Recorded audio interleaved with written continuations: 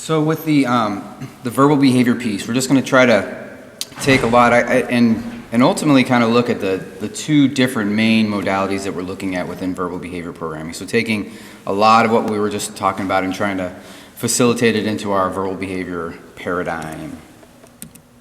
I had a wonderful audio of the because super like this is the book that really put a lot of this in place for us, right, and allows us to look at the function of language, right, and kind of not as much about the forms, which is going to be a really important piece as we're going forward, is really focused on the function of language and not the form. With looking at so it's vocal, sign, gesture, written, speaking, AAC, etc., right, all of those would fall under our different verbal behavior. And there is a little bit of a distinction between verbal and vocal, right? And so for us, as behavior analysts, it is a little frustrating when we hear people talk about somebody being nonverbal, right? They're clearly verbal, right? Just non-vocal, not vocal. A couple key pieces that we're going to be looking at when we're looking at verbal behavior. We need to have the speaker, right? So the behavior. There needs to also be a listener, right? So whoever is responding. That listener needs to be part of a trained verbal community, right? And this will actually be important later when we're kind of teasing apart and looking at the different modalities within verbal behavior. So for example, I definitely have been part of interaction, seeing behavior analysts interacting with others, and none of it's verbal behavior, right? So the behavior analyst is talking at a very high level, interacting with somebody, and they're not a trained part of their listener community, right? So you absolutely have to have that trained listener community in order to be saying that we're engaging in verbal behavior. So some of the consequences that we're looking at when it's strengthened, it's usually teased two pieces, right? So we have the mand that's really maintained by getting what you want, right? So you have that specific reinforcement, and all of the others we can lump into more generalized reinforcement. So it's usually that additional information you're getting, could be some praise, attention, right? A lot of those things would fall under for all of the other operants. We're definitely not going to go into any of the operants. I know all of you guys have had that beaten into your head, so we will not, I won't bore you to death with teaching you about each of the mands and tags. So we are primarily focused on the mand section today. So that'll be the area that we'll spend most of our time focused on is mands. So Dr. Michael actually has a chapter in his book, Concept and Principles, as well as in Verbal Behavior, published on this idea of two different types of verbal behavior and a possible third, right? And so within that, he teased apart this idea of selection-based verbal behavior and topography-based verbal behavior. And this is really important for us when we're looking at AAC and iPad programming, and especially as that environment gets to be more and more complex, right? As technology is becoming more and more, it's getting to be really a little bit more of a complicated issue that we need to really be able to tease into this. Is it selection-based or is it topography-based? And making those decisions when we're deciding which modality we're going to focus on as we're going forward. So within selection-based, we usually have the icon exchange, use of AAC, so that's the iPads, Android devices as well, guiding, pointing. What I like to think about when we're teasing between selection-based and topography-based is if you could communicate naked in a room, right, that's going to be more of the topography-based. If it requires anything to help you at all in communicating, like Ravi was going through, so if you have to use your smartphone, or you have to use you have to get the pad out, anything additionally would fall more under the selection-based. So everybody with me so far? So in this picture, I think you can see it. So we're looking at an icon exchange where you're accessing the stuffed animal, right? So he's handing over the picture, he's able to access the stuffed animal, okay? So it's usually an icon exchange would fall under the selection-based modality of communication. You could also do it on an AAC device, right? You'd push your icon, it would speech generate, and you could get the access to the animal, okay? The stuffed animal. Well, let's shift it a little bit, and we'll just assume that the motivation is not there, right, for the animal. And I ask the learner, hey, what is this, right? The learner would then push this device, right, which would say stuffed animal, or he could also show me the icon again, right? And I would say, oh yeah, it's a stuffed animal. So is there any question that that would be considered a selection-based tact? Does anybody have any concerns with that? So we presented a poster a couple years ago, and there were some prominent behavior analysts that were really kind of saying that this selection-based tacting almost doesn't exist, right? That it's but when you listen to them talk about it, I have to be very respectful, but it's, you get back into this form, based on form, right? The function is, you're talking to me about this nonverbal stimulus. Any discussion about a nonverbal stimulus is a tact, right? So we have agreement that those are tacts, but for some reason, because it has the same form, if I'm showing it to you and I get it versus I'm showing it to you and I'm talking about it, then there's this breakdown that, no, it can't be a selection-based tact, right? But even in the original paper, Dr. Michael talks about selection-based tact. So it's something that there's a little bit of challenges related to it. But when we've had learners, and so there was some question about, we have a specific learner, part of our case study that we'll show you. We expanded his language dramatically. He had lots of commands, but we transferred across operants, got a lot of tacts as well. So he would then, and he was really pretty slick on his device, right? He could say, I could show him an item, right? And he could say, not only that it was a ball, but he could tell me it was an orange ball, right?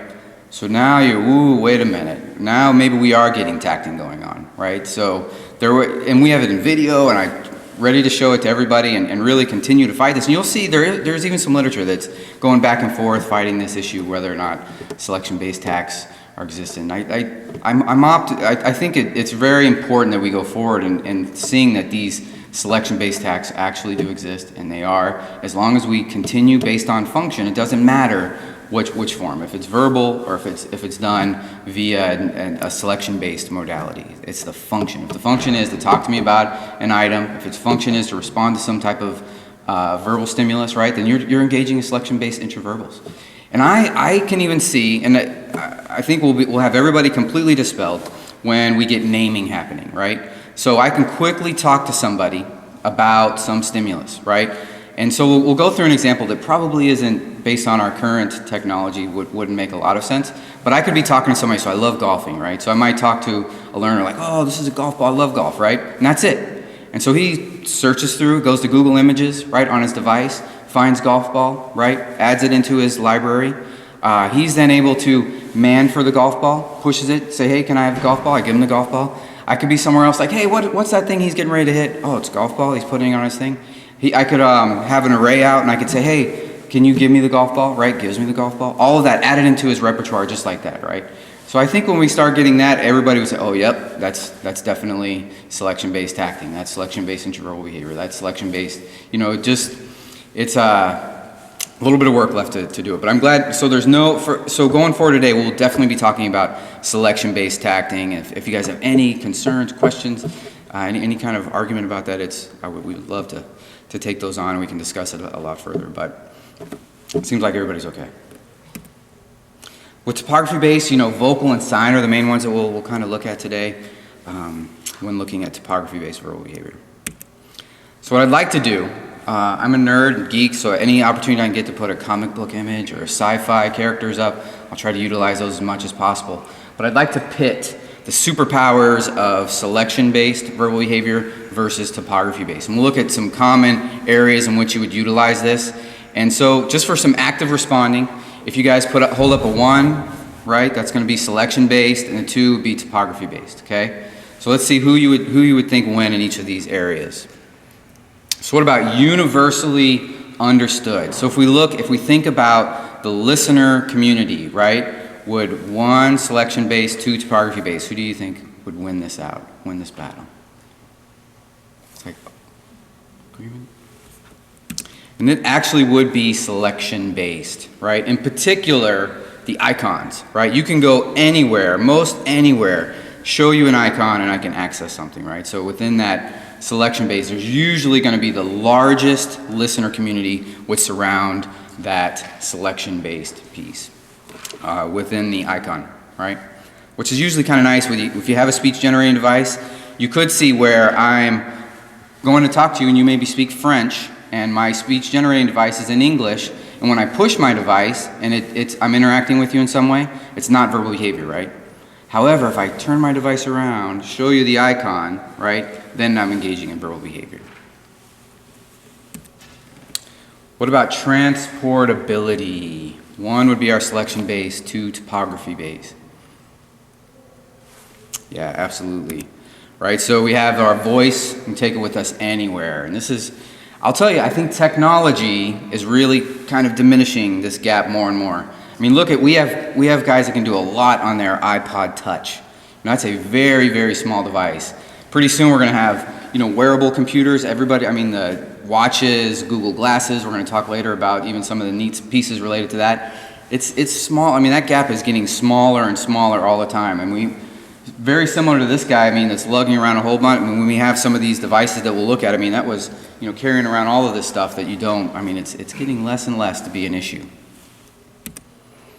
What about an extensive repertoire, having just a vast repertoire? 1 selection-based, 2 topography-based. What do you guys think? Well, we're a little split on this one. So I think still would be shifted right now to topography-based, right? Because just think about all the words I'm bombarding you guys with right now, right? I have a massive amount of words that are just kind of going out that I have quick access to. Again, we see the libraries, right, that are expanding. We have these dynamic devices now that you can add quickly into the library. They can use it in a lot of different ways. But still, my icon, if I'm communicating with an icon exchange or an AAC device, my repertoire is going to be a little bit smaller comparatively to if I sign or if I'm engaging in vocal. Okay.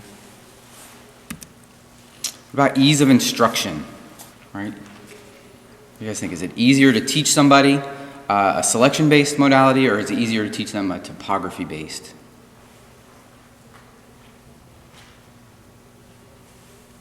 Split? I would still say the selection-based, right? Teaching the icon exchange, right, versus teaching somebody how to sign. If somebody's non-vocal, teaching them to engage in vocal behavior, like that's probably our most difficult work for sure, right? Is to get some more vocal, right, behavior to happen. So usually tipped towards selection-based with an ease of instruction. Fine motor coordination. What do you guys think? Which would be easier, selection-based or topography-based? Yeah, if we look at just the Velcro coming off, right, it's a lot easier versus sign, right? It's pretty heavy amount of fine motor coordination involved in order to be able to do that. Okay, so quickly, this is a slide that's going to come up later in regards to future, but I want to test for generativeness right now, right? So let's see, you're going to have to put a lot of different pieces together to explore this. So the Enable Talk Glove, right? This is a pretty interesting, is anybody heard about this at all a little bit? Yeah, so the Enable Talk Glove is a pretty cool thing. So you would sign, right? And so the big problem, if we go back to sign, is being universally understood, right? So if you're signing to me and I don't know sign, right, you're not engaging in verbal behavior, right, at all. So you're signing. However, what the Enable Talk Glove does is you wear your Bluetooth-enabled device, right? You're signing, and it speech generates for you, right? So which modality then? I mean, what are we thinking? Is this selection-based or is this topography-based verbal behavior at this point? So you're signing, you're wearing your device, it's speech generating, right? So is it selection-based or topography-based? 1 would be our selection-based, 2 would be topography-based. What do you guys think? And this would still, so if we think about the listener community, right? If I do not know sign, okay? So if I knew sign, and you were engaging in topography-based, right? Because you're signing, I could respond to the sign. However, I'm responding to the speech-generated piece, right? So it's actually, I would still put this more into the selection-based verbal behavior since it's the device, and that's what makes me part of your listener community. Yeah. Sorry, I want some clarification on the definition of selection-based. So selection-based, is it just the use of technology and it makes it selection-based, or selection-based the actual, here are my pictures, here are the things that I need to pick from, and I'm going to choose this show you what it is I want. If we go back to just that idea of being naked in the room, right? So if I can communicate without needing anything else, right? I engage in, that would put us in the topography realm. However, if I just drag you to an item, right, as a way of communicating, that's still selection based. If I have to point to the item, those are all going to be selection based. If I use a device, yep, it's going to be selection based, right? If I'm having to go through the icon, if I'm writing down, right, all of those things would still fall under the selection based. So it's very similar to what we call aided communication in the AAC world. All right. Any other questions, thoughts? I guess it depends what behavior you're measuring. Because if you're measuring the behavior of the behavior, Yep. then it's topography based. But okay, so remember, if we have to go back to the function, right? So it still would be the function of their language, not the form. So if they're engaging in any kind of motor movement, right, it's not verbal behavior. What makes it verbal behavior is what effect it has on the listener, and that listener is part of their community, right?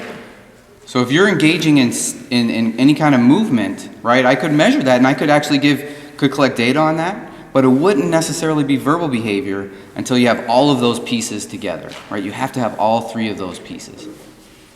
Particularly, I'd say have the speaker and that trained audience, right? And the effect it has on the audience is really more what determines which operant it is, right? That's the functional piece that would determine. Did I clarify that a little bit? Or? So in this one, you're saying it's mixed? Or more selective? So it depends. I would say it's topography based if you know sign, right? If you're interacting with me and I know sign and I can interact back with you, then it would be topography. However, if it's the speech generated piece that I'm interacting with, then it's going to be selection based. And this is just it's a little bit, it's kind of outside of the realm. This is where technology is making this an increasingly complicated issue. But I wouldn't get too hung up on it at all, right? This is just a generative kind of area to look at and see if we can expand and put together a lot of different pieces that we had chatted about as we're going through. Okay? Any other thoughts, questions about any of the VB piece going forward? We'll integrate it a lot more later on so we can see kind of how it goes into a lot of the other sections going forward. Okay? Ravi. How much time do we have?